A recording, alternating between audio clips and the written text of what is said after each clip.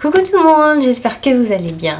Je sais, ça fait un moment que j'ai rien posté, mais du coup comme j'ai gardé un petit chien, vous le verrez dans le vlog qui arrive du coup cette semaine, j'en ai profité pour faire une petite pause et du coup je n'ai fait que lire, je n'ai rien posté, même en chronique je suis assez en retard, donc du coup je suis désolée, mais je suis de retour et puis bah ça va reprendre des rythmes normaux, donc du coup voilà. Donc du coup bah vous dans tout c'est bien, le mois de juillet a commencé, donc du coup on va reprendre les bonnes habitudes avec une vidéo que j'adore faire, puisque du coup c'est à ce moment là que les paniers s'envolent tout simplement. Il s'agit du coup de la sortie livresque de ce mois-ci. Elle est petite personnellement pour moi, tout simplement parce que d'une c'est l'été, et pendant l'été souvent les maisons d'édition se mettent en pause, donc du coup il y a beaucoup moins de sorties, mais ça ne veut pas dire qu'on en achète moins, parce que du coup on va en bouquin, on va en librairie, on voit des bouquins que certes on avait vu avant, qu'on n'avait pas acheté, mais que du coup entre temps notre mood a changé et que du coup finalement on a peut-être envie de le lire. Donc ça ne veut pas forcément dire que la pile à lire va descendre, elle va peut-être se remplir un peu moins vite, c'est tout. Mais du coup je vais vous parler de tous les livres que j'ai hâte de lire du coup qui sortent ce mois-ci, c'est parti. On commence du coup avec la première sortie du mois, il est déjà sorti depuis du coup 2 jours quasiment. Il s'agit de Fae de Marine Kelada, la couverture est assez intéressante et là, vous en doutez bien au vu du titre ça va parler forcément, du coup c'est purement et simplement de la fantasy, donc je vous lis le résumé.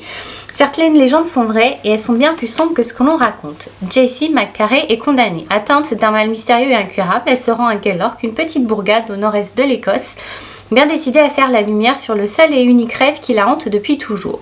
Mais lorsqu'elle rencontre un homme énigmatique au milieu du bois, l'essence même de son existence en est bouleversée. Qui est donc cet être aux multiples visages qui l'attire inexorablement ? Cet être avec qui elle replonge dans un passé trouble, au cœur des guerres, de clans et de légendes oubliées. Et qui est-elle vraiment ? Le compte à rebours est enclenché car les fantômes du passé jettent leur ombre sur le présent et la mort est en approche. Franchement, j'ai plus qu'hâte. En plus, elle a fait on va dire de très très beaux teasers sur Instagram, donc ouais, c'est aussi pour ça que j'ai vraiment hâte de le lire. Il est même déjà téléchargé sur ma Kindle, j'attends plus qu'une chose, c'est de le lire. Nous avons le 5 juillet, je vais aller le chercher directement demain, il a été précommandé par ma librairie. Il s'agit de Le plus doux des poisons, le tome 3, la plus tendre des trahisons. Je ne m'attendais pas à avoir une suite, donc je suis hyper contente.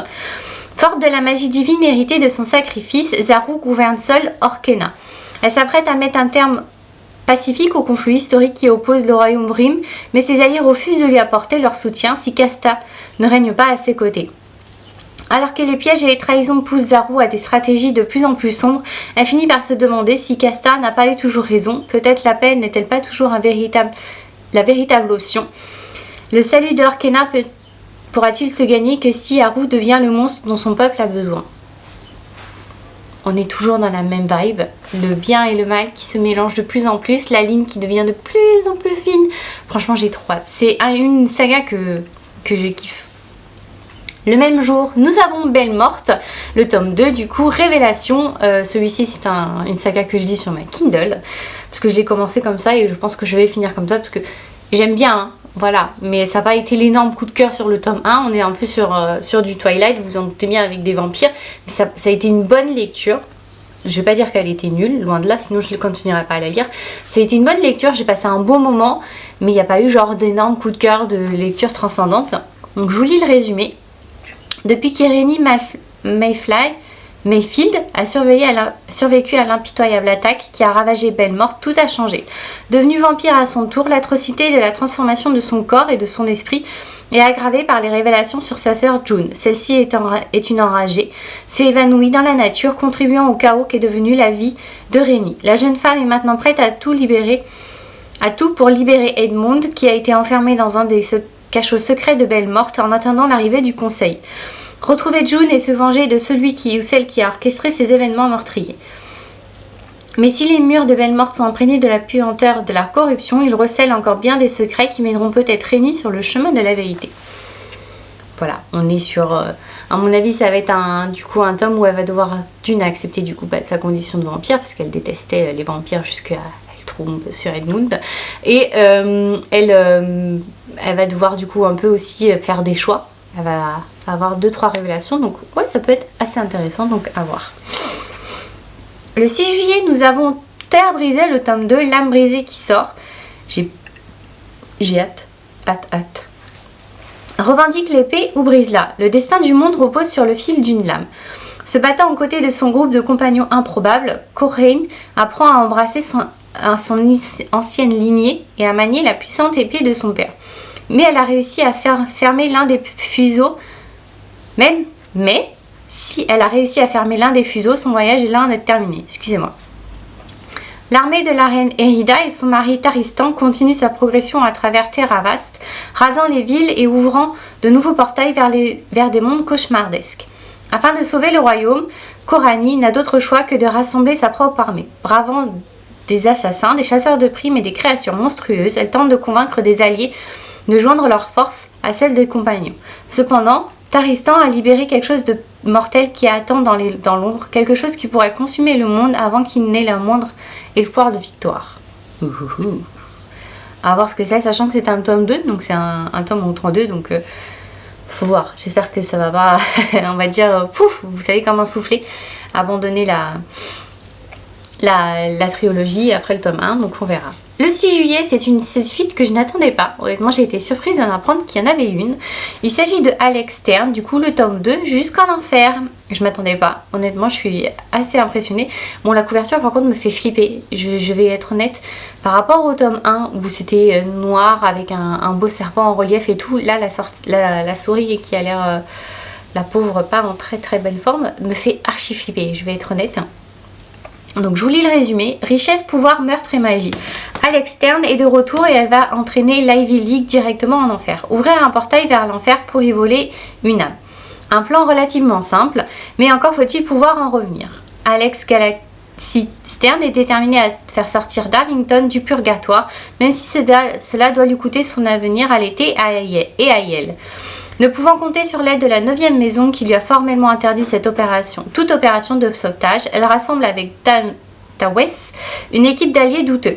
Ensemble, ils enfreignent toutes les règles afin de dévoiler les secrets les mieux gardés des sociétés, mais ils jouent avec des forces qui échappent à leur contrôle. Ça fait très Ouija, honnêtement, avec la planche, avec les fantômes et tout. Donc déjà que le tome 1... Bon, c'est très sombre, hein, faut se le dire, mais là du coup, plus la couverture et le résumé, j'ai hâte, hein, mais honnêtement je flippe déjà juste à l'idée de me plonger dedans, donc on va voir ce que ça donne. Le même jour, le 6 juillet, nous avons Love Like Movie, je me suis mis un petit roman d'amour, parce que c'est l'été, hein, et en plus la couverture est toute en rose, donc c'est parfait, c'est dans les couleurs. C'est décidé, Adèle en a marre des hommes qui s'intéressent à elle uniquement parce que les femmes grosses les excitent, mais qui refusent de l'aimer au grand jour.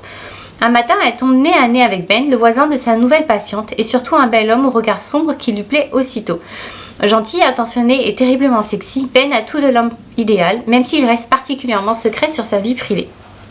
Mais tout bascule lorsque Adèle réalise qu'il s'agit de Ben Simonin, un acteur en vogue que tout le monde s'arrache. Elle n'est pas sûre de pouvoir supporter le train de vie d'un acteur et dont la presse people suit les moindres faits et gestes. Ben n'est certainement pas l'homme fait pour elle, alors pourquoi est-ce qu'elle est à ses côtés? Cela ressemble à la plus belle chose qui lui soit arrivée. Voilà, je pense que ça va être, en tout cas j'espère, une belle histoire d'amour. Je l'espère en tout cas. Et le 13 juillet, nous avons du coup le palais des automates, le tome 2, le cœur de fer. Entre une mortelle et un automate se trouvent le cœur et la lame. Pendant trop longtemps, les automates ont dominé le royaume de Rabu, asservissant les humains qui le peuplent. Mais la révolution est en marche et sa clé de voûte n'est autre qu'Alia. Autrefois servante, elle s'est échappée de justesse du palais de Lady Cryer qu'elle aurait dû tuer mais l'amour en a décidé autrement. Dans sa fuite, Alia rejoint le royaume de Verne où elle a prêté allégeance à la reine June. Celle-ci est disposée à aider les rebelles humains à accomplir leur but ultime, détruire le cœur de fer. Sans lui et la gemme de cœur qui en est extraite, les Automae vont être voués à disparaître. Après avoir découvert le véritable visage de son père, Cryer s'enfuit à son tour du palais, déterminé à retrouver et protéger Alia. Mais rien ne pourra les préparer à ce qu'elles découvriront quant à la véritable nature du cœur de fer. Et ça va être, j'espère en tout cas, explosif. En plus, normalement, c'est la fin. C'est une duologie, donc normalement, on est sur la fin de cette duologie, du coup, d'amour entre humains et robots. Et voilà, je vous avais prévenu, hein, elle est toute petite, mais le mois prochain, je crois qu'elle est pareille. Mais je peux vous assurer qu'à la rentrée, les maisons d'édition se rattrapent parce qu'elle est déjà énorme. J'ai déjà commencé à regarder et en plus quand on voit sur Instagram tous les messages qui sortent, donc voilà, ça me permet de me reposer. Donc du coup je vous ai montré tous les bouquins que j'ai hâte de lire. J'espère qu'ils vous ont plu, que je vous ai donné envie d'en lire certains. N'hésitez pas à me dire si vous, il y en a d'autres que vous attendez de lire. Et puis nous on se retrouve du coup lundi prochain pour une prochaine vidéo. Je vous souhaite à toutes et toutes une très bonne semaine. Bye bye.